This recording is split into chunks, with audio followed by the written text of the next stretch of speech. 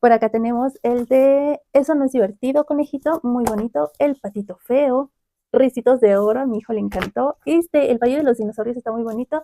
Y Estoy furiosa. El de Estoy furiosa me encanta porque es una niña que se la pasa todo el tiempo diciendo, estoy furiosa, estoy cansada, no sé qué, así que su oso de peluche también como que se desespera de la actitud de ella y decide irse y la niña pues no encuentra al osito. Pero se los recomiendo, hay libros súper bonitos ahí en esa tienda de pechos, yo los encontré así como en una cajita y ahí están, pero sí he visto que se los llevan muy rápido.